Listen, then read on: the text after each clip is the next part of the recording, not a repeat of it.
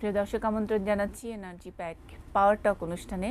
আপনারা জানেন এনার্জি এবং পাওয়ারের বিভিন্ন বিষয় নিয়ে আমরা নিয়মিত এই আয়োজন নিয়ে আপনাদের সামনে হাজির হই প্রতি শুক্রবার রাত 9:30টায়। এই অনুষ্ঠানটি শনিবার সকাল 9:30টায় পুনঃপ্রচারিত হয় এবং আমরা বিদ্যুৎ, জ্বালানি ইত্যাদি নানান বিষয়ভিত্তিক আলোচনার মধ্যে থাকি। আজকে আমরা সেরকম একটি বিষয় নিয়েই হাজির হয়েছি। আমাদের আজকের বিষয় গ্রিন বিল্ডিং। গ্রিন বিল্ডিং এবং এর সঙ্গে এনার্জি এবং পাওয়ারের কী সম্পর্ক সেটা শুনবো। তার আগে পরিচয় করিয়ে দিচ্ছি যারা আমাদের সঙ্গে আজকের এই অনুষ্ঠানে স্টুডিওতে আছেন বাংলাদেশ প্রকৌশল বিশ্ববিদ্যালয়ের স্থাপত্য পরিকল্পনা অনুষদের ডিন ডক্টর জেবুন নাসরিন আহমেদ, আছেন শ্রেডার মেম্বার সিদ্দিক জুবায়ের এবং আছেন AKH গ্রুপের চেয়ারম্যান দেলোয়ার হোসেন। সকলকে স্বাগত জানাচ্ছি। আমি গ্রিন বিল্ডিং কি আমি আসলে দর্শকদেরকে বোঝানোর দায়িত্ব নেব না, যেহেতু একজন শিক্ষক আছেন আমাদের সঙ্গে। অনেকেরই ধারণা গ্রিন বিল্ডিং মানে এটা কি রং, আবার অনেকে এটা বুঝে উঠতে পেরেছেন যে এনার্জি এফিশিয়েন্ট বিল্ডিং অথবা আমরা যেটাকে বলি যে অর্গানিক ইত্যাদি নানা রকমের কনসেপ্ট একটু পরিচিত হয়েছে। আমি একদম একজন স্থপতির দৃষ্টিকোণ থেকে আপনার কাছ থেকে শুনতে যাচ্ছি। আচ্ছা, আমরা যখন একটা বিল্ডিং তৈরি করি যে কোনো একটা জায়গায়, সেই বিল্ডিংটা কিন্তু পরিবেশের উপর একটা প্রভাব ফেলে। এখন আমরা এটা অনেক বছর ধরে দেখতে দেখতে দেখা গেছে যে এই প্রভাবটা তো ভালো না। দেখা যায় যে পরিবেশ দূষিত হয়, ওখান থেকে যে বর্জ্যগুলো বের হয় সেখান থেকে প্রবলেম হয়। আমরা যদি ঠিক মতন সেই বিল্ডিংটাকে চালাতে না পারি তাহলে দেখা যায় ওটার জন্য যেই ইলেকট্রিসিটি বা গ্যাস অন্যান্য যে ব্যবহারগুলো হচ্ছে সেইগুলোর জন্য দেখা যায় যে অনেক পলিউশন হচ্ছে, সেই বিল্ডিং মেটেরিয়ালস থেকেও পলিউশন হতে পারে। তো এখন গ্রিন যখন এই কথাটা আসলো, সেটা আসলে তিনটা দিক দেখে। একটা হচ্ছে আমরা যদি ইংলিশে বলি এনার্জি, ইকোলজি এবং ইকুইটি। এনার্জি মানে আমরা সেই বিদ্যুৎ ব্যবহার নিয়েই কথা বলবো, মানে ট্রিপল ই। জি। এবং ইকোলজিতে আমরা পরিবেশের উপরে এটার কি প্রভাব পড়ছে, আর ইকুইটি বলতে আমরা সমাজ ব্যবস্থা। তো এই তিনটা মিলেই কিন্তু আমরা সবসময় গ্রিনটা বলি। যদিও সাধারণ মানুষ মনে করেন যে আমরা শুধু এনার্জি ইস্যুসগুলো নিয়েই কথা বলবো। আজকেও হয়তো আমরা ফোকাস করবো এনার্জির উপরে, কিন্তু আমরা জানি যে যখন আমরা লিড বা অন্যান্য রেটিং সিস্টেম যেগুলো USGBC থেকে আসছে, তারা কিন্তু এই সবগুলোই দেখে। তো এখন একটা জিনিস আমাদের খেয়াল রাখতে হবে যে বিল্ডিংস গ্লোবালি সারা পৃথিবীতে যত এনার্জি কনজাম্পশন হয় তার অর্ধেকের মতন আইদার ডাইরেক্ট অথবা ইনডাইরেক্টলি বিল্ডিং ব্যবহার করছে। এটা একটা বিরাট একটা ব্যাপার, এবং এইখানে যদি আমরা একটু সাশ্রয়ী হতে পারি অবশ্যই সেটা আমাদের এনার্জি কমানোর দিকে প্রথম পদক্ষেপ হবে। তো সেই হিসাবেই কিন্তু গ্রিন বিল্ডিংটা আসলো। এবং গ্রিন বিল্ডিংটা যেটা বললাম যে আমরা যখন যদি শুধু এনার্জিটা চিন্তা করি তাহলে আমাদের দেখতে হবে যে এনার্জি কোন কোন জায়গায় কনজিউম হচ্ছে। এনার্জি এক সময় যখন বিল্ডিংটা চলছে সেই সময় কনজিউম হয়, মানে তার লাইফ সাইকেলে তার বিভিন্ন কাজ ফাংশনসগুলোকে ব্যবহার করার জন্য, ব্যবহারের জন্য, যেমন লাইটের জন্য বা এয়ার কন্ডিশনিং এর জন্য বা বিভিন্ন প্রসেসেস ওটার ভেতরে যাওয়া হচ্ছে সেটার জন্য।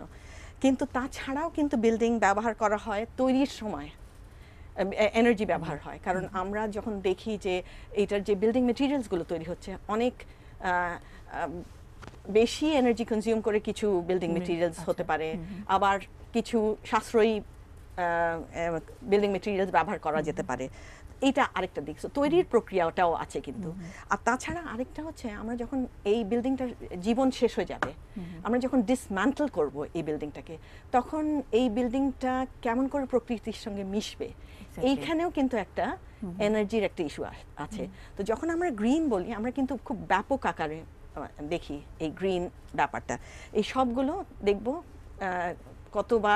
কতভাবে এনার্জি কনজাম্পশন হচ্ছে, এবং শুধু এনার্জি কনজাম্পশন না, এটার জন্য কি দূষণ হচ্ছে, পলিউশন হচ্ছে, ইকোলজির উপরে কি প্রভাব পড়ছে সেটা দেখব, প্লাস সমাজ দেখব। আপনি তো বললেন সব ধরনের বিল্ডিং এর কথা, ফ্যাক্টরি হতে পারে, কমার্শিয়াল বিল্ডিং হতে পারে এবং প্রাইভেট ওন বিল্ডিং হতে পারে, সবগুলোর ক্ষেত্রেই ট্রিপল ই মানছেন এখন, মানে গ্রিন যারা করতে চান আর কি।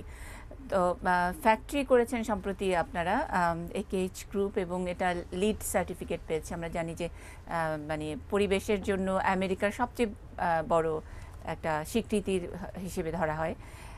এটার গোল্ড লিড গোল্ড পেয়েছে, তার উপরে হলো প্লাটিনাম। আমি আসলে একটু জানতে চাই আপনাদের, আমরা পর্দায় দেখছি আপনাদের বিল্ডিং এর ছবি, এটার প্রসেসটা কিভাবে শুরু হলো? এটা আমরা শুরু করেছি, আমার একটু মনে হয় যে আমাদের চ্যাপস নামে একটা বায়ার ছিল, তো তার বাইং ডাইরেক্টর আসছে। তো আমি জিজ্ঞেস করলাম, তোমার তো একটা বড় ব্র্যান্ড আছে রালফ লরেন্ট, তুমি এটা আমাদেরকে দাও না কেন? উনি বললো যে তোমার এই কারেন্ট ফ্যাক্টরি রালফ লরেন্ট করার মতন ফ্যাক্টরি নয়।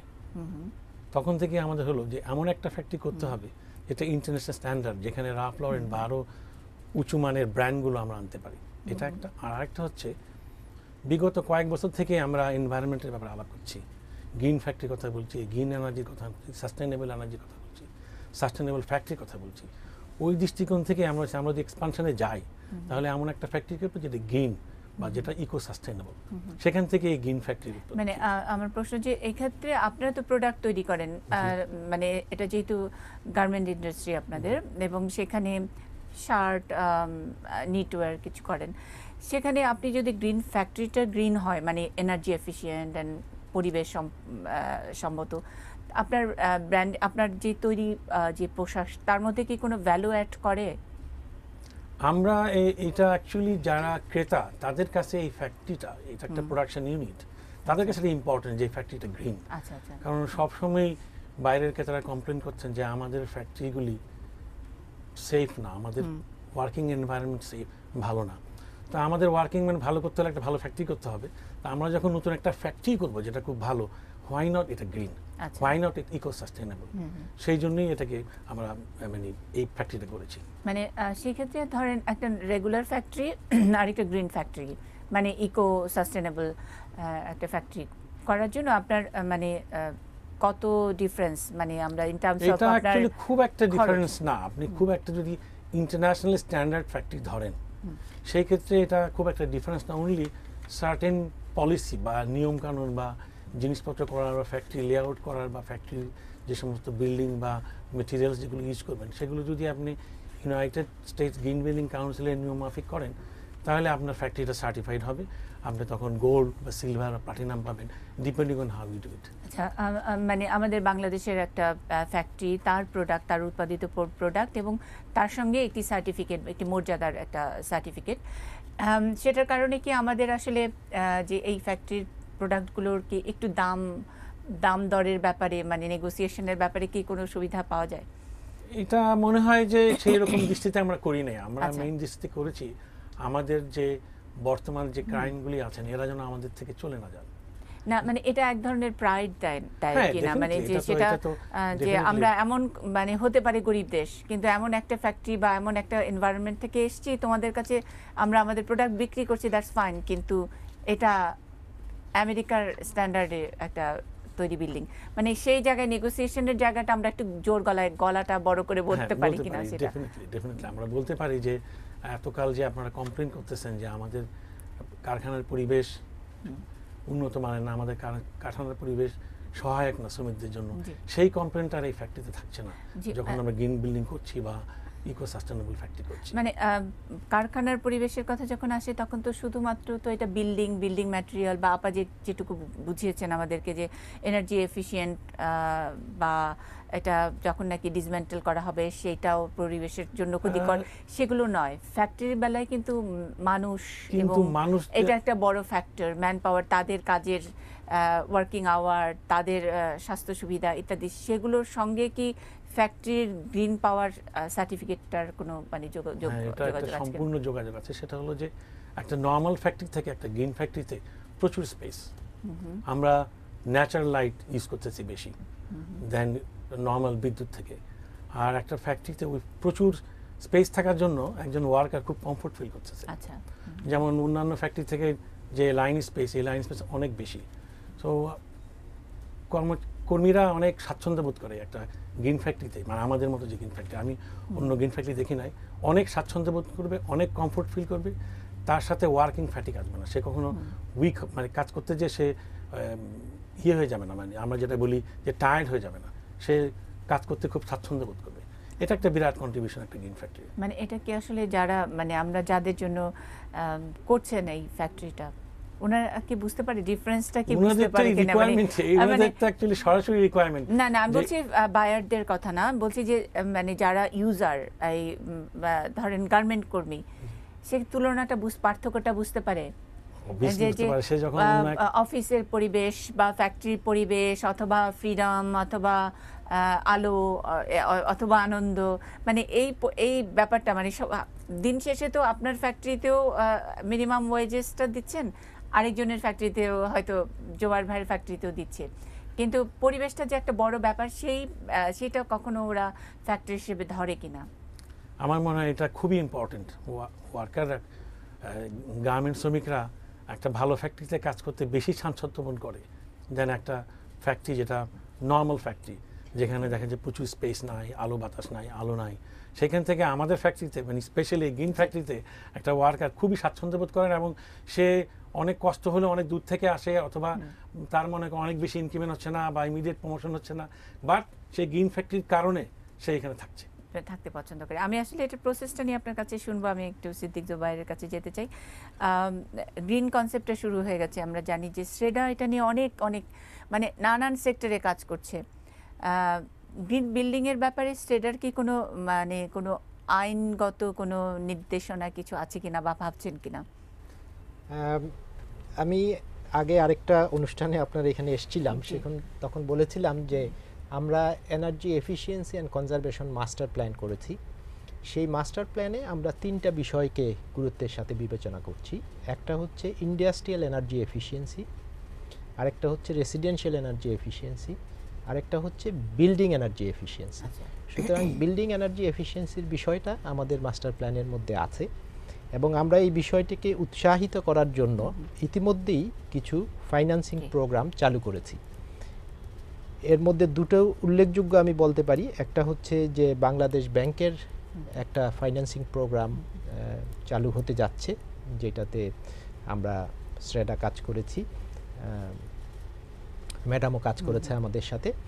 আরেকটা প্রোগ্রাম হচ্ছে জাইকা ফান্ডেড একটা প্রোগ্রাম, সেই ফান্ডটাও আমরা জোগাড় করেছি, যাতে করে যারা এনার্জি এফিশিয়েন্ট বিল্ডিং বানাবে তারা যাতে মার্কেটে কম্পিটিটিভ থাকতে পারে। আপনি একটা প্রশ্ন করছিলেন যে কস্টটা কি খুব বেশি কিনা। আমার কাছে একটা হিসাব আছে যে আমরা যদি অফিস বিল্ডিং বিবেচনা করি, আমি যদি 6% এডিশনাল ব্যয় করি ওখানে এনার্জি এফিশিয়েন্ট করার জন্য, তাহলে 47% এনার্জি আমি সেভ করতে পারবো। একইভাবে যদি হসপিটাল হয়, সেখানে 6% এডিশনাল ব্যয় করলে 30% এনার্জি সেভ করতে পারবো। যদি এটা হয় স্কুল, তাহলে 2% এডিশনাল ব্যয় করে আমি 20% এনার্জি সাশ্রয় করতে পারি। আসলে মানে লাভের অঙ্কটাই বেশি বড়। আরেকটা বিষয় হচ্ছে যে আমরা একটা গ্রিন বিল্ডিং রেটিং সিস্টেম বাংলাদেশের জন্য করতে যাচ্ছি, যেটা আজকে আলোচনা হলো যে লিড সার্টিফাইড বিল্ডিং। এই লিড সার্টিফিকেট সিস্টেমটা কিন্তু হচ্ছে আমেরিকার জন্য বা ইউরোপের জন্য এটা খুবই কার্যকর, কিন্তু তাদের ক্লাইমেটিক কন্ডিশন আর আমাদের দেশের যে পরিবেশগত অবস্থান সেটা একই না। সুতরাং সবার জন্য হয়তো বড় বড় ইন্ডাস্ট্রির জন্য এই সার্টিফিকেটটা পাওয়া সম্ভব, কিন্তু যারা সাধারণ মানের যে সমস্ত স্থাপনা আছে তাদের জন্য এটা কিন্তু খুব কঠিন হয়ে যাবে, কারণ এর সাথে অনেক খরচ জড়িত আছে। আমরা একটা বাংলাদেশের রেটিং সিস্টেম করতে চাই, যেই রেটিং সিস্টেমটা হবে ইনসেন্টিভ ড্রিভেন। কারণ হচ্ছে যে একটা রেটিং সিস্টেমে আওতায় কে আসবে, যার তার জন্য যদি কোনো প্রণোদনা থাকে তাহলে সে ওখানে আসবে। একটা যেরকম তার এনার্জি কস্ট কমবে, কিন্তু এর বাইরেও আরো কিছু প্রণোদনা থাকতে হবে। একটা প্রশ্ন আপনি করেছিলেন দেলোয়ার সাহেবকে, যে এর ইমপ্যাক্ট, এই যে গ্রিন বিল্ডিং এর ইমপ্যাক্টটা যারা ওখানে ওয়ার্কার্স আছে তাদের উপরে কি।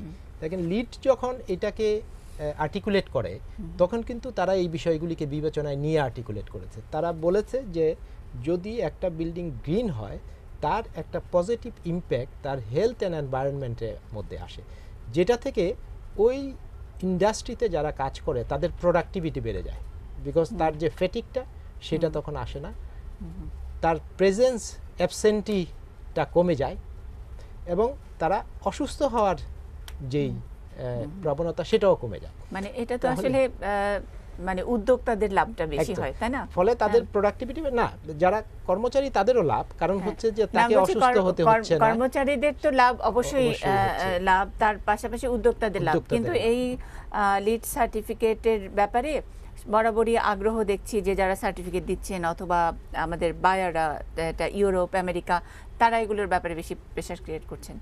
মানে সেইখানে কি সাইকিটা কাজ করে, আপাকে যোগ করছেন? এখানে অ্যাকচুয়ালি আমরা লিডের প্রযোজ্য কিনা আমাদের দেশের কনটেক্সটে এইটা কিন্তু আমরা যথেষ্ট চিন্তা করছি। কেননা লিডের যে আপনারা যদি নিয়মগুলো দেখবেন যে কিছু কিছু নিয়ম আছে যেগুলো আমাদের জন্য মানে হচ্ছে যে ওদের অনেক ইকুইপমেন্ট, ওদের অনেক বিল্ডিং মেটেরিয়ালসগুলো সরাসরি আমাদের ব্যবহার করতে হবে। তাহলে এটা কিন্তু আমরা সহজে, এই যে উনি কিন্তু গোল্ড পেয়েছেন, প্ল্যাটিনাম পান নাই, কারণ কিছু জিনিসগুলো আছে যেগুলো ব্যবহার করতে গেলে যে খরচটা হবে সেটা অনেক বেশি। শুধু বেশি না, সেটা এনভায়রনমেন্টের উপরেও ভালো না। আমরা যদি গ্রিন বলি, আমরা তো চাই গ্রিন, আসলে ওনারা যখন করেছিলেন তখন গ্রিন মানে হচ্ছে এটার বিল্ডিং মেটেরিয়ালসগুলো ওই জায়গার হবে, অর্থাৎ আমার লোকাল ব্যাপার জিনিসগুলো আসবে, তাহলে আমার লোকাল যে ওয়ার্কফোর্স তাদেরকেও ব্যবহার করা হচ্ছে, প্লাস আমার খুব বেশি এনার্জি কনজিউম করতে হচ্ছে না ওই বিল্ডিং মেটেরিয়ালসগুলো সাইটে আনা, এইসব অনেক কিছু ছিল। তারপরে ট্রান্সপোর্টের ব্যাপার আছে, অনেক কিছু আছে।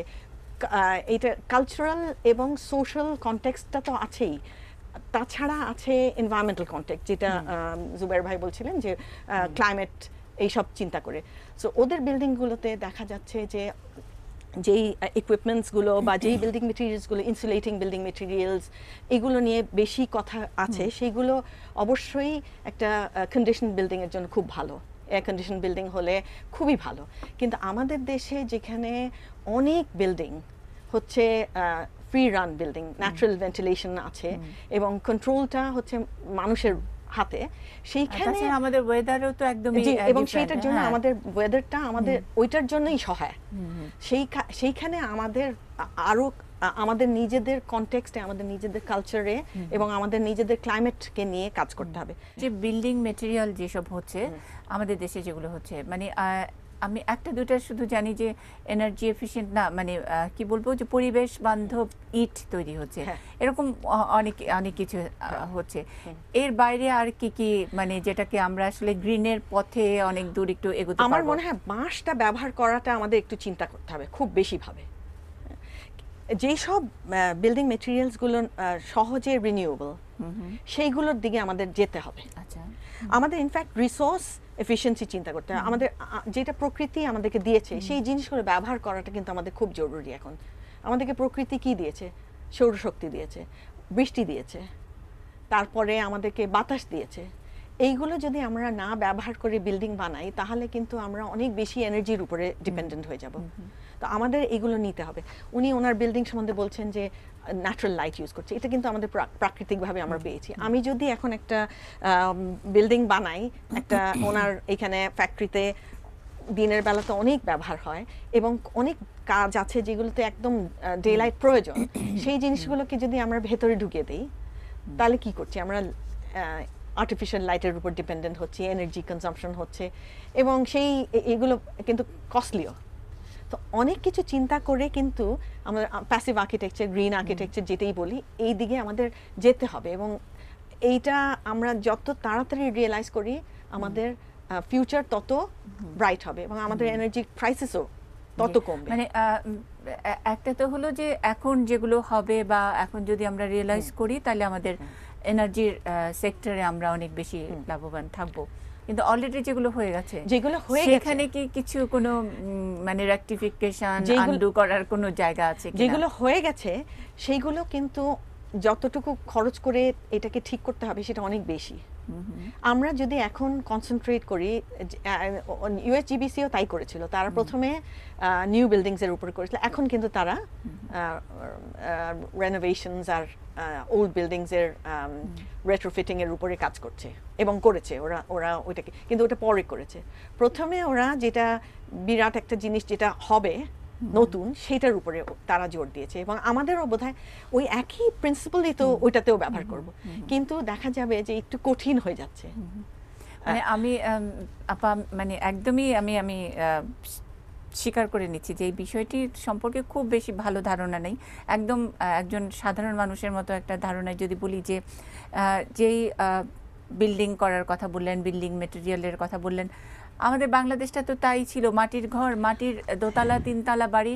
ইভেন দিনাজপুরে যে স্কুলটি পুরস্কৃত হয়েছে সেটি বাংলাদেশের টেকনোলজিতে মাটির সঙ্গে আপনার কাপড়, পুরনো কাপড় মিক্সড করে, এবং এটা আরাম, আলো, শীতের দিনে গরম লাগছে, গরমের দিনে ঠান্ডা লাগছে।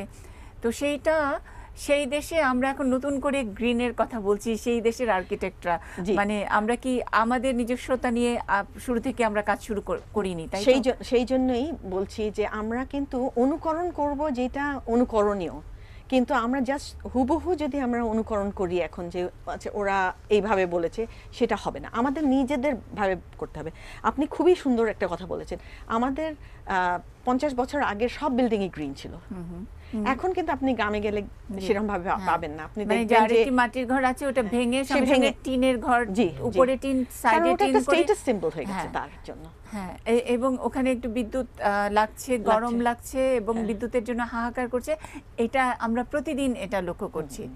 মানে কিন্তু তার মানে ধরেন 6 মাস আগেই কিন্তু একটা খুব সুন্দর একটা মাটির ঘর ছিল। অবশ্যই, কিন্তু অ্যাট দ্য সেম টাইম আমাদের একটু চিন্তা করতে হবে যে ওদের এই যে গ্রামের মানুষদেরও তো একটা চাহিদা আছে, ওরাও তো চায়, এই দিকটা কিন্তু আমাদের, তার মানে একটা রং কনসেপশন, মানে যে স্ট্যাটাস সিম্বলটা করছি হলো যে কমার্শিয়ালাইজেশন, মানে যে আমি আমার টিন বিক্রি করার জন্য বলছি যে টিনের ঘর আমাদের স্ট্যাটাস সিম্বল, এই ধরনের মানে একটু মিসকনসেপশনের কারণে আমরা বোধহয় একটু পিছিয়ে যাচ্ছি না, আমরা ওদেরকে ইনাফ অল্টারনেটিভস দিচ্ছি না, অপশনস দিচ্ছি না।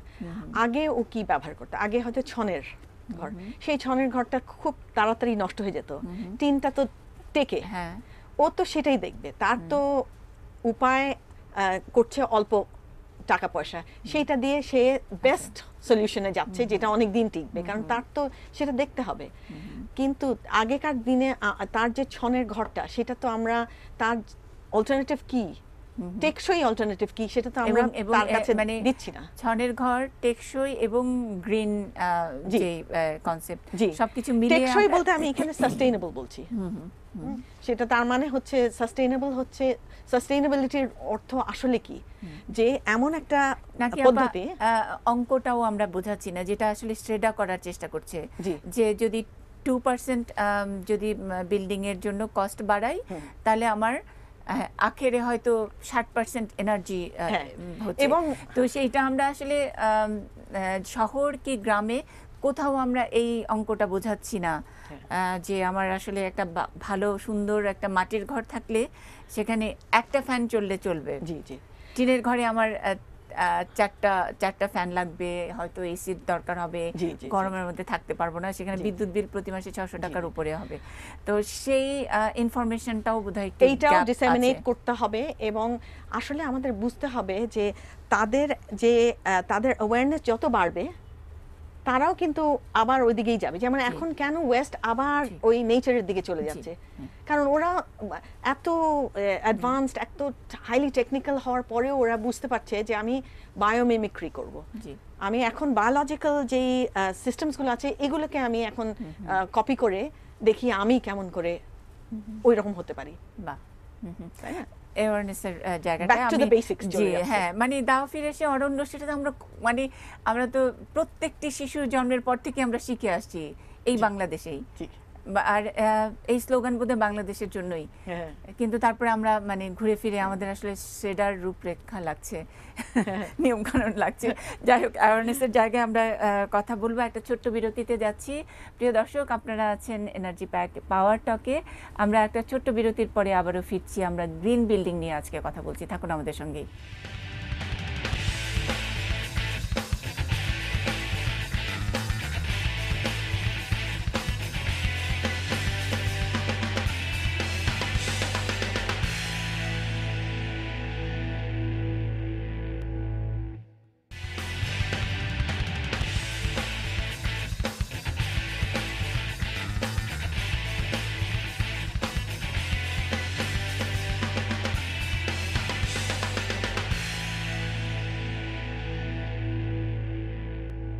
আমরা আজকে যে বিষয় নিয়ে আলোচনা করছি গ্রিন বিল্ডিং। আমাদের সঙ্গে আছেন স্টেডার মেম্বার সিদ্দিক জুবায়ের, আছেন বাংলাদেশ প্রকৌশল বিশ্ববিদ্যালয়ের স্থাপত্য ও পরিকল্পনা অনুষদের ডিন ডক্টর জেবুন নাসরিন আহমেদ এবং আছেন AKH গ্রুপের চেয়ারম্যান দেলোয়ার হোসেন।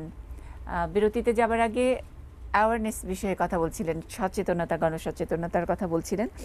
আমরা সে ব্যাপারটি আরেকটু বিস্তারিত শুনতে চাই। তার আগে আমি একটু দেলোয়ার হোসেন আপনার কাছে জানতে চাই যে এই যে লিড সার্টিফিকেটটা পেলেন, আমি প্রসেসটা মানে বিল্ডিংটা তৈরি করার সময় প্রচলিত বিল্ডিং আর এরকম একটি গ্রিন সার্টিফিকেট পাওয়া, লিড সার্টিফিকেট পাওয়া গ্রিন বিল্ডিংয়ের জন্য প্রস্তুতির দিক থেকে ধাপটা একটু যদি আপনি আমাদেরকে বলেন। আমরা তো লেম্যান, বিল্ডিং করতে কি লাগবে না লাগবে, এই ক্ষেত্রে প্রথমে আমরা শরণাপন্ন হয়েছি আমাদের যে ইঞ্জিনিয়ারিং কনসালটেন্ট ওনার কাছে, যে আমরা একটা গ্রিন বিল্ডিং করতে চাই। ওনার আগে অভিজ্ঞতা ছিলেন, উনি অন্য একটা ফ্যাক্টরি করেছেন।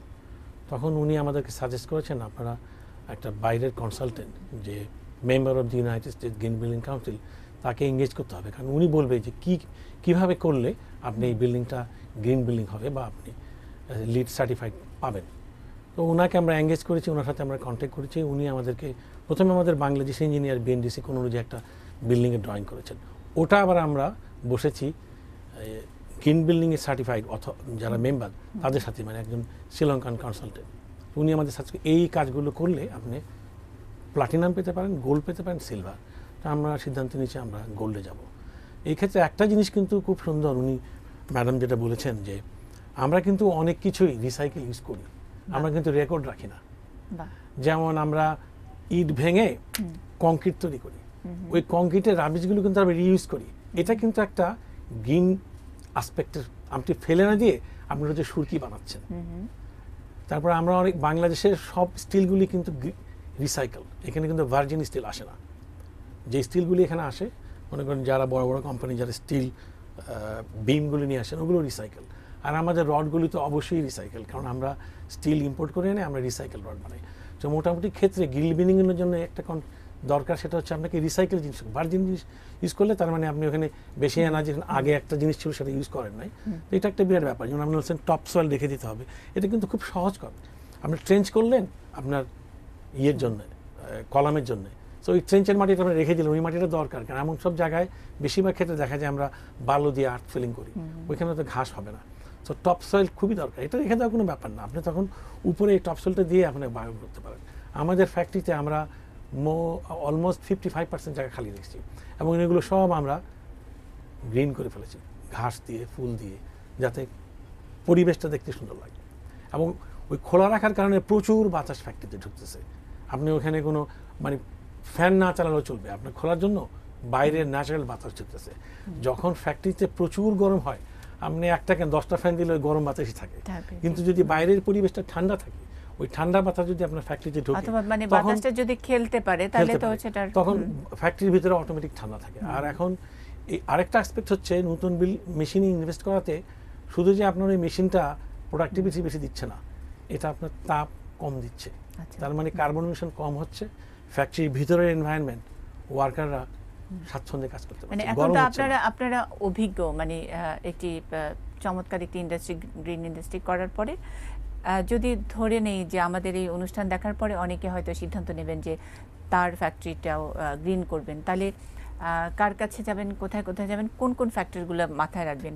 মানে শুধু তো রিনিউয়েবল, মানে আপনি বলছেন যেগুলো রিইউজ করছি, রিসাইকেল, সেসব আমরা মেটেরিয়াল ব্যবহার করলাম, তার সঙ্গে তো এনার্জি এফিশিয়েন্ট ইকুইপমেন্টও আপনারা নিচ্ছেন, মানে টোটালটা মিলেই তো গ্রিন, তাই না? অ্যাকচুয়ালি অনেক ফ্যাক্টরি ইউজ করতেছে এই জিনিসটা, কিন্তু আমরা হয়তো ওনারা রেকর্ড রাখছেন না, বলছেন না। যেমন এখন সব ফ্যাক্টরিগুলো নর্মাল টিউবলাইট থেকে এখন এলইডি টিউবে চলে যাচ্ছে। একটা normal tube light almost 65 watt consume করে, প্লাস ওর ব্লাস্ট ধরেন আরও 30 বা 40 ওয়াট, আপনি ধরতে পারেন 100 ওয়াট। তার এগেনস্টে মাত্র 18 ওয়াটের লিড ওর থেকে বেশি, এলইডি ওর থেকে আরও বেশি আলো দিচ্ছে। তো এখানে মানে বিদ্যুৎ সাশ্রয় করছেন, অ্যাট দ্য সেম টাইম ফ্যাক্টরির এনভায়রনমেন্ট গরম থেকে বাঁচাচ্ছেন। আপনি একটা ফ্যাক্টরিতে যদি 1000 টিউবলাইট জ্বলতো, সেখান থেকে 100 ওয়াট আপনি পূরণ করেন প্রায় 1 কিলোওয়াট শুধু আপনার ইয়ের জন্যই, টিউবলাইট জ্বালানোর জন্য। তার পরিবর্তে আপনি যদি 18 ওয়াটের এলইডি লাইট ইউজ করতেছেন, খুব একটা প্রাইস ডিফারেন্স না, সামান্য একটু। আপনি যদি ডাবলও ধরেন, তারপরও দেখবেন যে আপনি 1 বছরে আপনি সেভ করছেন প্রায় দ্বিগুণেরও বেশি। আচ্ছা, আপনার ইনভেস্টমেন্টটা 1 বছরই ফিরে আসছে, আপনাকে ওয়েট করতে হচ্ছে না অনেক বছর। সো গ্রিন বা ইকো সাস্টেনেবল যদি আমরা ফ্যাক্টরি করতে চাই, এটা খুব একটা কস্ট না। মানে এটা তো বলে আমরা বাসায় করতে পারি। পানির ব্যবহারেও তো একটু বোধহয় পানির ব্যবহারে বিরাট। তারপর বাংলাদেশে কিন্তু গ্রাউন্ড ওয়াটার একটা বিরাট একটা ইস্যু, যে অনেক মাটির তলায় টিউবওয়েল করে করে আমরা সেই গ্রাউন্ড ওয়াটারটাকেও অনেকখানি মিসইউজ করছি। সেসব জায়গায় তো গ্রিন ফ্যাক্টরির সময় তো ওইসব জিনিসগুলো মাথায় রাখতে হয়, মানে সেটা আপনারা আমরা এটা আমি যেটা দেখেছি, যেমন আমরা ঢাকা শহরে কিন্তু প্রচুর টিউবওয়েল পানি উঠাচ্ছে, সেখানে কিন্তু একটা ভ্যাকুয়াম তৈরি হচ্ছে। সবসময় একটা ভয় থাকছে যে ভ্যাকুয়ামটার পরে পরিবেশের প্রতি কি বিরূপ পড়তে পারে, ভূমিকম্পের সময় বা ভূমিকম্প একটা বিরাট সেটা। এখন আমরা যদি কম পানি লিফট করি, এটা আমি বলবো না যে গ্রিন ফ্যাক্টরি বা লিড সার্টিফাইড ফ্যাক্টরি, সবার ক্ষেত্রে পানিটাকে কিভাবে কম খরচ করা যায় এটা করা উচিত। আমার একটা অভিজ্ঞতা হয়েছে, এটা আমার খুব একটা ভালো অভিজ্ঞতা। আপনি তো লস অ্যাঞ্জেলেস জিনিস বলেছেন, যে আমি লস অ্যাঞ্জেলেসে কারো বাসায় বেড়াতে গিয়েছিলাম।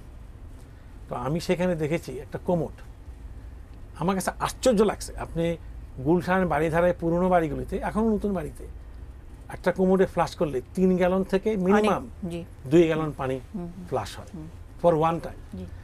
এখন যদি আমরা ওখানে, খুব একটা বেশি দাম হবে না, এটা বোধহয় কোলস বানাচ্ছে, আমাদের ফ্যাক্টরিতেও কিন্তু আমরা এটা বানাতে পারি, কোনো হাইটেক না। It is only space and a way of the water coming in and flushing. আমরা যদি সেগুলো বানাই, ঢাকা শহরের পানির কনজাম্পশন যারা সবচেয়ে বেশি করে, এটা কিন্তু বড় যারা মনে করেন ভালো বাড়ি তারাই করে, কারণ নর্মাল যারা গরিব তারা কিন্তু একটা বদনা ইউজ করে, আর ওনারা ইউজ করে flush 3 gallon 4 gallon 5 gallon, minimum আমার মনে হয় 2 গ্যালন হয় একটা সিস্টেম থেকে ফ্লাশ করার জন্য। আমরা যদি এমন করতে পারি যে যারাই বাড়ি করছেন, আপনারা মেহরবানি করে এই কমোডটা ইউজ করেন, এই কমোডটা ইউজ করেন, যেখানে পানির ব্যবহার হবে মাত্র 8/1। এটা কিন্তু একটা বিরাট ব্যাপার। মানে এক্সিস্টিং যেগুলো আছে সেগুলোর মধ্যেও তো আপনারা নিশ্চয়ই জানেন যে দুটি মানে দুটি অপশন, একটা ছোট পুশ বাটন আর একটা বড়, কিন্তু আমরা তো দুটো বাটন একসাথে ধরে প্রেস করি মনে হয়, মানে কম আর বেশি মিলিয়ে 1.5 গুণ বেশি ব্যবহার করা হয়ে যায়। রিসোর্স এফিশিয়েন্সি হচ্ছে সব মানে খুবই প্রয়োজনীয় আমাদের এই গ্রিন বিল্ডিং এর মধ্যে। তো আমরা রিসোর্স এফিশিয়েন্ট পানির ব্যাপারটা, যদি আমরা শুধু পানির ব্যাপারটা চিন্তা করি, আমাদের এখন যে নতুন যে BNBC Bangladesh national building code, ওখানে কিন্তু এই জিনিসগুলো কিন্তু অ্যাড্রেস করা হয়েছে, যে আমরা বলেই দিচ্ছি যে কতটুকু ফ্লো করতে পারবে কমোড, এবং রিসাইকেলড ওয়াটার ইউজ করা, অথবা গ্রে ওয়াটার কোন জায়গায় যাবে, ব্ল্যাক ওয়াটার না হয় গেল না, কিন্তু গ্রে ওয়াটার আমরা রিইউজ করতে পারি, এবং কিছু পানি আমরা বিভিন্ন অন্যান্য ব্যবহারে, পোর্টেবল হবে না, সেটা আমরা পান করতে পারবো না, কিন্তু বিভিন্ন জায়গায় ব্যবহার করা হবে, এগুলো কিন্তু মেনশন করা আছে। আমি অ্যাওয়ারনেসের জায়গাটা আমি আপনার কাছে আসবো, তার আগে আমি একটু সিদ্দিক জুবায়ের আপনার কাছে, মানে আইনগত জায়গায় আমরা কোথায় আছি, এটা কি আইন করে কি সম্ভব কিনা এই গ্রিনের দিকে উৎসাহিত করা? ইনসেন্টিভের কথা আপনি কিন্তু বলেছেন, কি কি ইনসেন্টিভ থাকছে আমাদের যারা গ্রিন বিল্ডিং এর দিকে যাচ্ছি?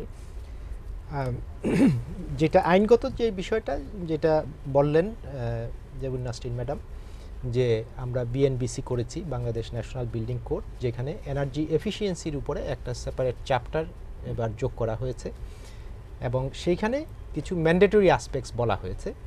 তবে in true sense totally green হতে হলে যে ধরনের কার্যক্রম গ্রহণ করা দরকার, যার মধ্যে আমরা অনেক কিছুই আলোচনা করলাম, যদি আমি খুব গুছিয়ে বলতে চাই তাহলে আমি বলবো যে ইমপ্রুভড এনার্জি পারফরমেন্স, এটা করতে হবে। এর মধ্যে এলইডি লাইট যেরকম আছে, কুলিং সিস্টেমটাকে ইমপ্রুভ করতে হবে, গ্লাসগুলিকে আমরা যদি ইমপ্রুভড গ্লাস লাগাই যাতে বাইরের হিট না আসতে পারে বা ভিতরের যে কুলিং সেটা বাইরে যেতে না পারে, ইনসুলেশন যেই ক্ষেত্রে প্রয়োজন সেরকম করতে পারি, ইমপ্রুভ ওয়েস্ট ম্যানেজমেন্ট, ওয়েস্ট যেটা হয় একটা বিল্ডিংয়ের সেটার ম্যানেজমেন্ট সিস্টেমটা যদি আমি এরকম করি যে যেখানে এটাকে রিইউজ করা যায় ওয়েস্টটাকে, আবার সেরকম সিস্টেম যদি থাকে, তারপরে হচ্ছে ইন্টেলিজেন্ট সাইট সিলেকশন। যখন আমি সাইটটা সিলেক্ট করব এমনভাবে করব, যেটা আমরা আলোচনা করলাম, যে ম্যাক্সিমাম এয়ার এবং লাইট যাতে আমি ব্যবহার করতে পারি, ডে লাইট যাতে ইউজ করতে পারি, তাহলে পরে কিন্তু আমার এনার্জি কনজাম্পশনটা কমে যাবে।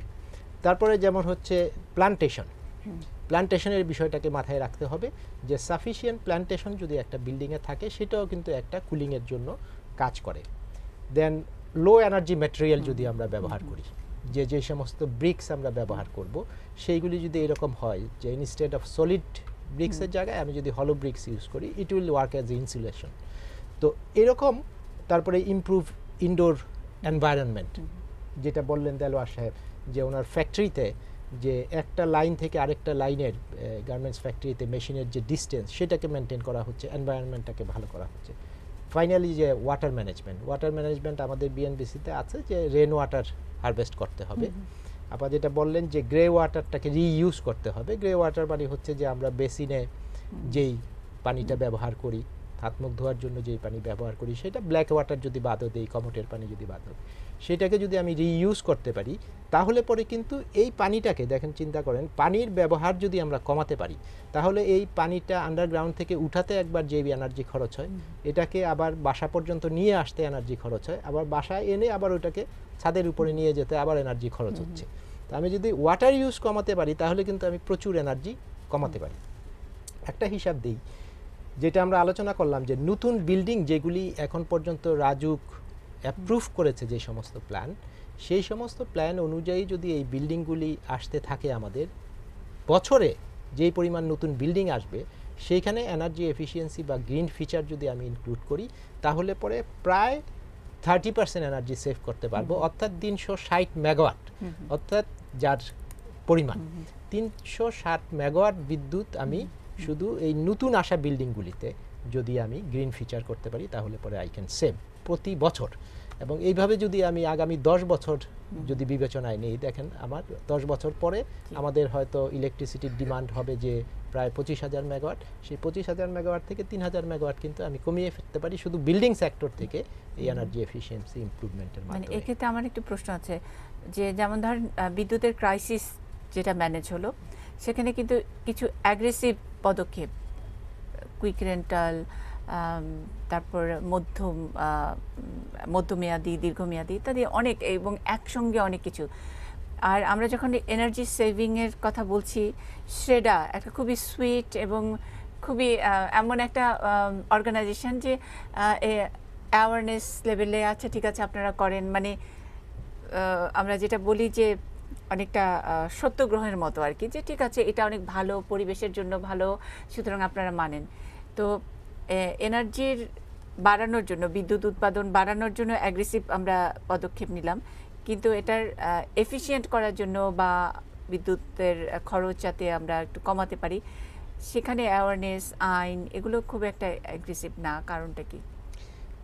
এটা আমরা আশা করছি যে খুব সহজেই দৃশ্যমান হবে। যেটা আমি বললাম, যে প্রথমত হচ্ছে কিছু ম্যান্ডেটরি অ্যাসপেক্ট যেটা বিএনবিসিতে অলরেডি চলে এসছে, কাজেই ওগুলি তো মানতে বাধ্য হতে হবে। যেমন এলইডি লাইট লাগাতেই হবে, এই সমস্ত বিষয়গুলি, রেন ওয়াটার হারভেস্ট করতে হবে, সেটা হলো বাধ্যতামূলক। আর যেগুলি এডিশনাল ফিচার, সেইগুলির জন্য কেবলমাত্র প্রচারণাই যথেষ্ট না।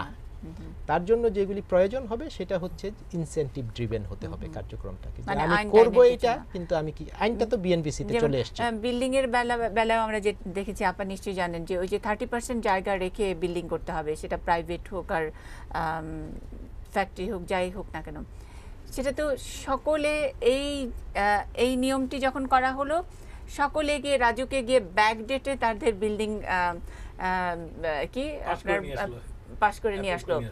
মানে হয়তো বিল্ডিং এখন হচ্ছে বা জায়গাটিও কিনেছে হয়তো 3 বছর আগে, কিন্তু ওই নকশা অনুমোদন 1990 সালে, কারণ 30% ছাড়তে হবে এই নিয়মে নতুন করে করতে হলে। সুতরাং এই ধরনের আমরা মানে হিপোক্রেসির কথা তো জানি, এরকম চালাকির কথা তো জানি।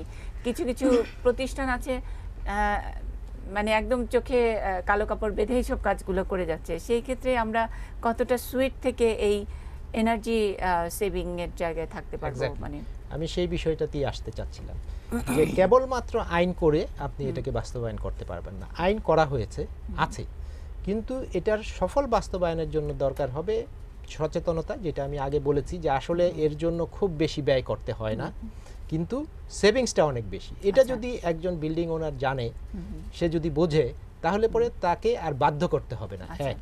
2 নম্বর হলো আমরা যেটা করেছি সেটা হচ্ছে যে এটাকে কম্পিটিটিভ করার জন্য কনসেশনারি লোনের ব্যবস্থা, আমরা ফাইন্যান্সিং এর ব্যবস্থা করছি। তৃতীয়ত হচ্ছে যে কিছু ইনসেন্টিভ, যে কেউ যদি গ্রিন বিল্ডিং বানায় তাহলে পরে সে ট্যাক্স রিবেট পাবে, কেউ যদি গ্রিন বিল্ডিং বানায় তাহলে সে একটা সার্টিফিকেট পাবে যে হি ইজ গ্রিন, যেরকম দেলোয়ার সাহেব পেয়েছেন। সেরকম আমরা যখন রেটিং সিস্টেমটা আমাদের কমপ্লিট হয়ে যাবে, আমরা তাদেরকে এই রিকগনিশনটা দিতে চাই। সুতরাং একদিকে হচ্ছে যে আমাদের আইন আছে, দ্বিতীয়ত হচ্ছে এই আইনটা প্রতিপালনের মাধ্যমে সে যে ক্ষতিগ্রস্ত হবে না আর্থিকভাবে, বরং লাভজনক হবে, সেইটা আমরা নিশ্চিত করতে চাই প্রচারণার মাধ্যমে তাকে জানিয়ে। তৃতীয়ত হচ্ছে যে সে যাতে কনসেশনারি লোনের মাধ্যমে কম্পিটিটিভ থাকতে পারে, এই কস্টটা যেটা আমি বলছি যে 2% থেকে 6% বেশি ব্যয় হবে, সেটাও যাতে কম্পিটিটিভ হতে পারে, তার জন্য কনসেশনারি লোনের ব্যবস্থা করেছি আমরা।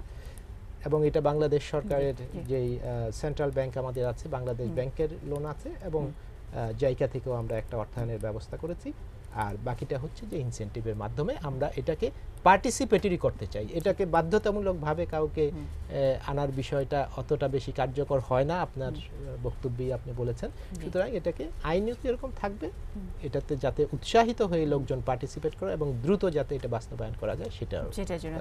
আমার আরও প্রশ্ন আছে এই বিষয় নিয়ে, অ্যাওয়ারনেস নিয়ে আপা বলেছেন, এবং আমি দেলোয়ার হোসেনের কাছে কিছু একেবারে গ্রিন বিল্ডিং ব্যবহারের সুবিধাও কিছু শুনতে চাই। একটা ছোট্ট বিরতিতে যেতে চাই, থাকুন আমাদের সঙ্গে।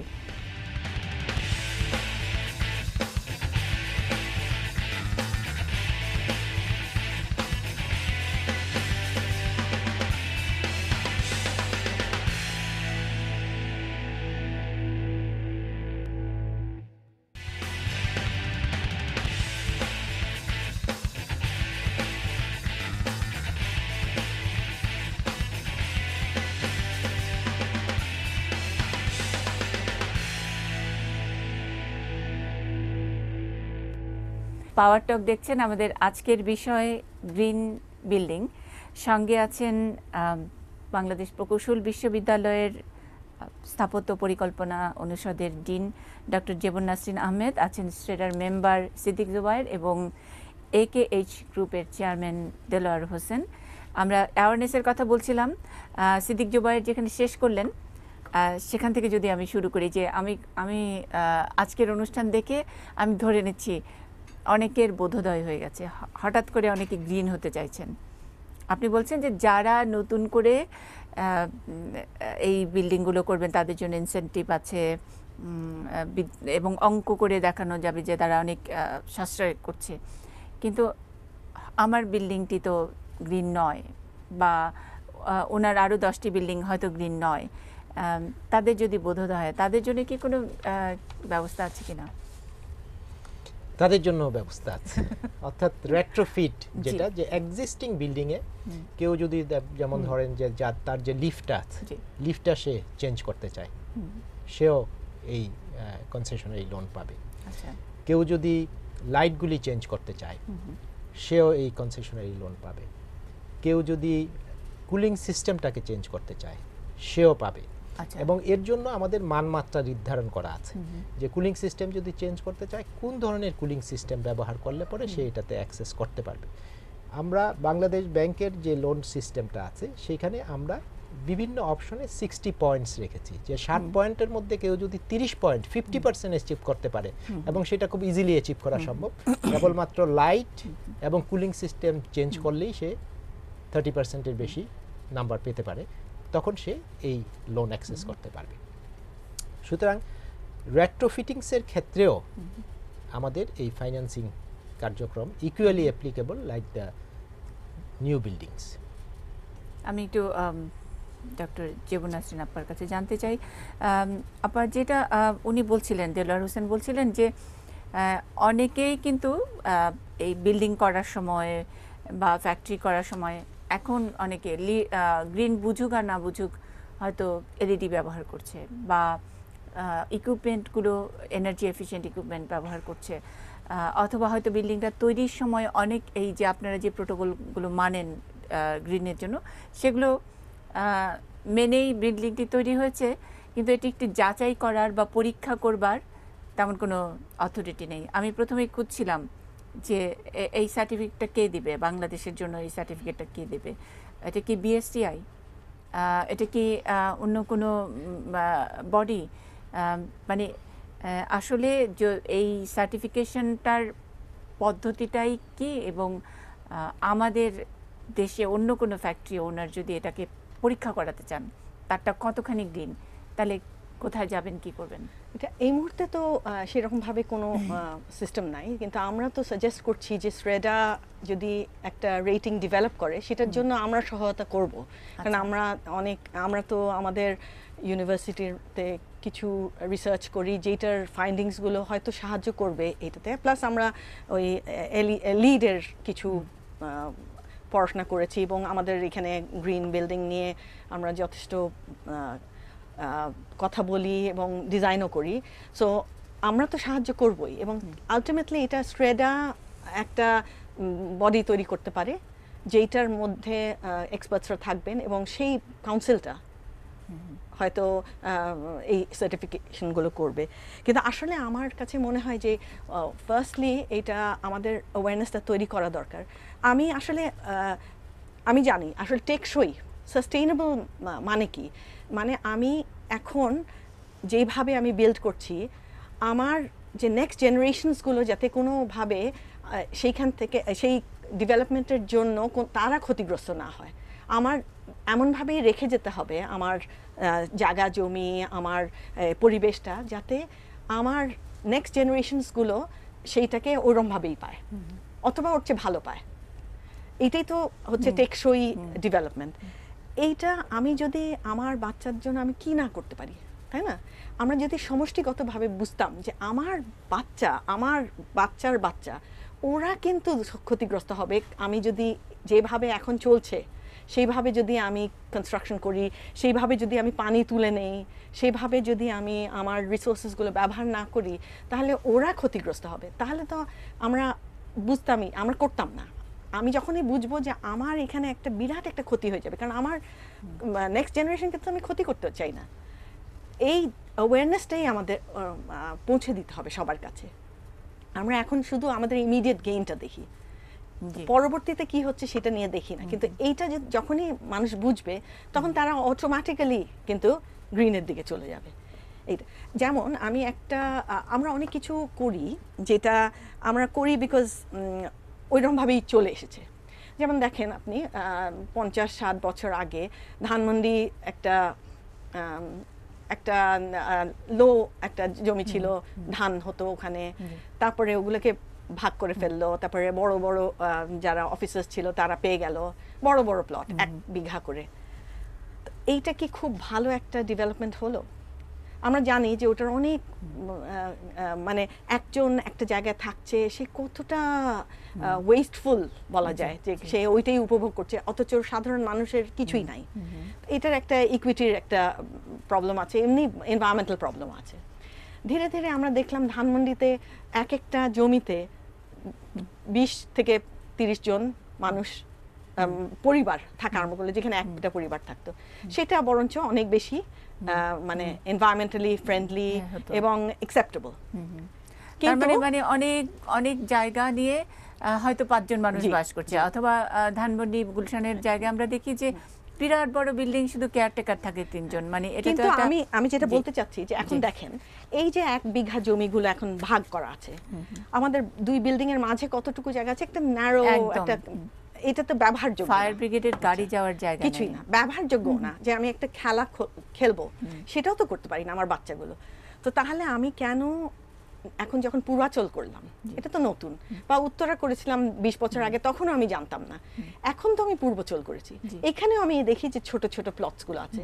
কেন? আমার তো চিন্তা করা উচিত ছিল যে আমি এখন সমষ্টিগতভাবে আমরা থাকি, আমি যদি একটা বিল্ডিং ব্লকস করতাম প্লট না করে, তাহলে আমার কি হতো, আমার যেখানে আমি কনস্ট্রাকশন করব যেখানে মানুষ থাকবে, এবং অন্য জায়গাগুলো আমি খালি রাখতে পারতাম বিভিন্ন ব্যবহারের জন্য, পানির জন্য, বৃষ্টির পানি পড়বে, পানির নিচে চলে যাবে, গ্রাউন্ড ওয়াটার সুন্দর থাকবে, আমার বারবার পানি ইয়ে করতে হবে না। এখন দেখা যায় যে এই পানিটা যাওয়ার কোনো জায়গা নেই, রাস্তার মধ্যে যাচ্ছে, বিরাট বিরাট ফ্লাড হচ্ছে। সব কেন? বিকজ প্ল্যানিং একটা প্রবলেম আমাদের আছে। তো আমরা আমাদের নিজেদের মিস্টেকস থেকে কিন্তু আমরা শিখছি না। এইটা একটা মানে খুব পলিসি লেভেলের একটা ডিসিশন, এখানে আমাদের কিন্তু একটু চিন্তা করতে হবে। পলিসি লেভেল আমরা মিস্টেকস থেকে শিখছি না, কিন্তু প্র্যাকটিস থেকে আসলে কি শিখছি সেটা দেলোয়ার ভাইয়ের কাছে শুনবো। একটু একটা ছোট্ট বিরতি নিয়ে আসছি, আমি ফিরছি আপনার কাছে।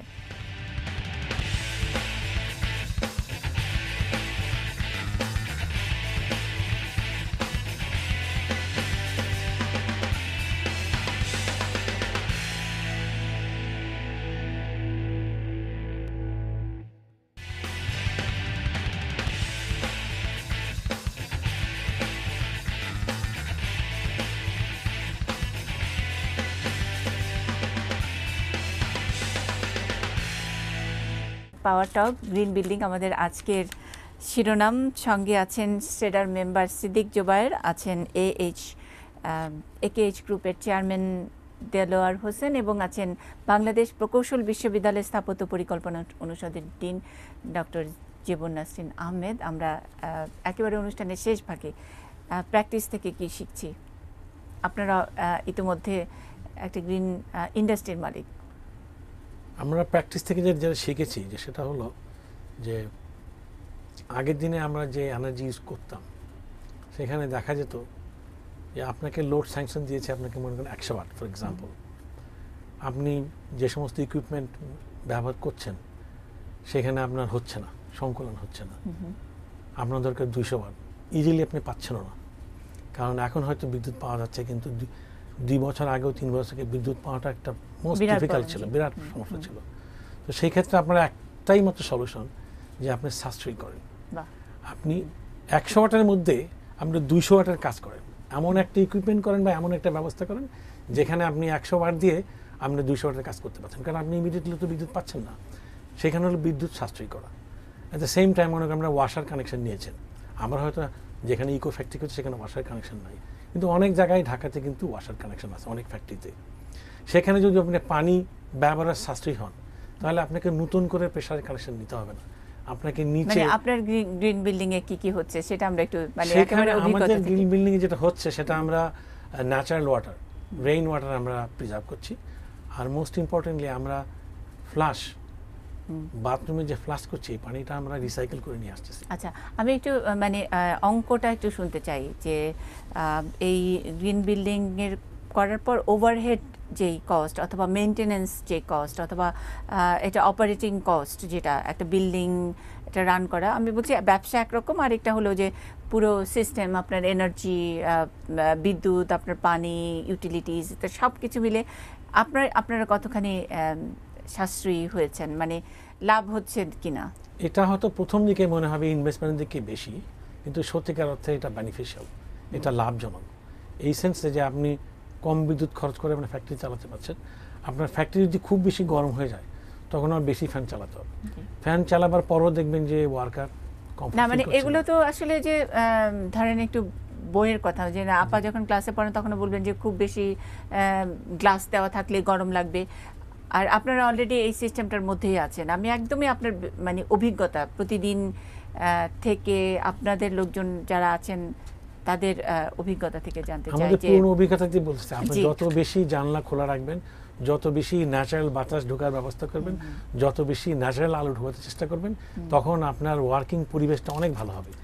যে কথা আপনি বলেছেন, যদি ওয়ার্কারের ফ্যাটিগ হয়, আপনি যতই চেষ্টা করেন তার থেকে উৎপাদন বেশি পরিমাণে পাবেন না। আচ্ছা, সেটা যেটা বলছি যে ইনসেন্টিভের কথা, আপনারা কি গ্রিন বিল্ডিং এর জন্য কোনো ইনসেন্টিভ পেয়েছেন কিনা? মানে আদার দেন আপনাদের নিজস্ব খরচ? না, ইনসেন্টিভটা হচ্ছে যে উনি যেটা বলেছেন যে অনেক স্বল্প সুদে ঋণ পাওয়া গেছে ব্যাংক থেকে। আচ্ছা, ব্যাংক সেপারেটলি একটা ফান্ড ক্রিয়েট করেছে, যে ফান্ডটা নর্মাল ইন্টারেস্টের থেকে অনেক কম। কিছুদিন আগেও আপনি লং টার্ম লোন যদি ব্যাংক থেকে নেন কমার্শিয়াল 16% ইন্টারেস্ট ছিল, সেই ক্ষেত্রে মাত্র 5.8% এই ধরনের গ্রিন বিল্ডিংকে কমার্শিয়াল ব্যাংকগুলি ফান্ড করেছে, এগুলো সব বাংলাদেশ ব্যাংকের ফান্ড এবং কিছু কিছু ফান্ড বাইরে থেকে এসেছে। যেমন উনি বলেছেন যে গ্রিন বিল্ডিংয়ের জন্য বাংলাদেশ ব্যাংক সেপারেট ফান্ড করেছে, যেটা খুব সহজ শর্তে উদ্যোক্তাকে দেওয়া হবে। তা আমরা সেই বেনিফিটটা পেয়েছি। আপনারা এনার্জি সেভ করছেন কতখানি, মানে এনার্জি আমরা বলতে পারি পুরনো ফ্যাক্টরির তুলনায় এখানে অলমোস্ট 60% আমরা এনার্জি সেভ করতেছি। আপা আমি যদি একটু আপনার কাছ থেকে একটু যদি টোটাল একটু র্যাপ আপ একটু পুরোটা একবারে জানতে চাই, গ্রিন বিল্ডিং করার জন্য মানে এত বেশি খরচ, মানে যেটা একটু একটু ভয় ধরিয়ে দেন, কিন্তু যে উনি বলছেন যে অন্যদের জন্য বলছেন যে আপনারা গ্রিন বিল্ডিং করুন আলটিমেটলি 1 বছরের মধ্যে, মানে এই ভীতির কারণেই কিন্তু অনেকে যায় না। একজন আর্কিটেক্ট হিসেবে একটু জানতে চাই। আমার মনে হয় যে আমরা যদি প্রপারলি হিসাব করি পে ব্যাক পিরিয়ড কত, তাহলেই কিন্তু বোঝা যাবে যে খুব একটা বেশি না, খুব একটা বেশি পে ব্যাক পিরিয়ড না। অর্থাৎ আমি কতটুকু ইনভেস্ট করলাম এবং সেই এক্সট্রা ইনভেস্টমেন্টটা কত দিনে আমি ফেরত পেয়ে যাব, এবং তারপর থেকে আমার কিন্তু লাভ, এইটা একেবারেই বেশি না। আর আমরা যদি ইনডাইরেক্ট কস্ট দেখি যে কত প্রোডাকশন বেড়ে গেল, কারণ একটা জিনিস কিন্তু গ্রিন বিল্ডিং হলে ওয়ার্কারকে কিন্তু অনেক প্রাধান্য দেওয়া হচ্ছে, তো তার স্যাটিসফ্যাকশন বেশি, সে চাইবে যে আমি এখানে আরো কাজ করি। সো এটা কিন্তু উইন উইন সিচুয়েশন সবার জন্য। তাছাড়া আপনি বলছিলেন যে দেশি মেটেরিয়ালের কথা বলছিলেন, মানে তার সেক্ষেত্রে তো আমাদের আরো বেশি মানে সুখবর যে দেশি মেটেরিয়াল দিয়েও আমরা একটা গ্রিন বিল্ডিং করতে পারি, সেক্ষেত্রে সাশ্রয় তো আরো বেশি হওয়ার কথা। জি, এবং প্রাইড, আমি নিজের জিনিসটা যখন সবাইকে দেখাতে পারবো যে এটা আমার দেশে তৈরি, তখন কিন্তু যে প্রাইডটা হয় এইটার কিন্তু কোনো টাকা দিয়ে আমরা বুঝাতে পারবো না এটার মূল্য কত। আমি শেষ মন্তব্য সিদ্দিক জুবায়ের। আমি একটা হিসাব শুধু দিতে চাই। আপনি দুটো বিষয় আলোচনা করছিলেন, যেটা দেলোয়ার সাহেবের কাছ থেকে জানার চেষ্টা করছিলেন যে উনি কতটুকু লাভবান হলেন, প্র্যাকটিস এর মাধ্যমে কি দেখা যাচ্ছে। আমরা এটা একটা সার্ভে করিয়েছিলাম, সার্ভেতে আমরা দেখেছি যে একটা যদি গ্রিন বিল্ডিং হয় তাহলে অ্যাভারেজে তার 50% এনার্জি সেভ হয়। কোথা থেকে হয় আমি বলি, লাইটিং থেকে সে 50% এনার্জি সেভ করতে পারে যদি এলইডি লাগিয়ে নেন আপনি, সিএফএল থেকে বা টিউবলাইট থেকে এলইডি যদি লাগান, আর যার ইনক্যান্ডিসেন্ট আছে তার তো 80% সেভ হয়। রিফ্রিজারেশনে 50% সেভ করা যায়, টিভিতে 30% সেভ করা যায়, এসিতে 50% সেভ করা যায়, ফ্যানে 15% এবং পাম্প যেগুলি মোটর আমরা ইউজ করি সেখানে 10%। সো অ্যাভারেজে 50% সেভ করা যায় মিনিমাম। এর চাইতে যদি এডিশনাল আরও কিছু লাগান তাহলে পরে আরও বেশি সেভ হবে। প্রোডাক্টিভিটির কথা যদি আসে, সার্ভেতে দেখা গেছে 15 থেকে 20% প্রোডাক্টিভিটি বেড়ে যায় যদি আপনি একটা গ্রিন ফ্যাক্টরি করেন। যেই জায়গাটায় আমি মনে করি যে আমরা এতদিন কেন এগোতে পারি নাই, অ্যাওয়ারনেস যেরকম একটা বিষয়, আরেকটা হচ্ছে ইনফরমেশন গ্যাপ। আসলে এই ইনফরমেশনগুলি বিশ্বাসযোগ্যভাবে লোকজনের কাছে পৌঁছানো যায় না, একটা গ্যাপ আছে ওখানে। দ্বিতীয় আরেকটা হচ্ছে ক্যাপাসিটির গ্যাপ ছিল আমাদের। দেখেন দেলোয়ার সাহেব ওনার বিল্ডিং গ্রিন বিল্ডিং করার জন্য কনসালটেন্ট নিয়ে এসছে শ্রীলঙ্কা থেকে।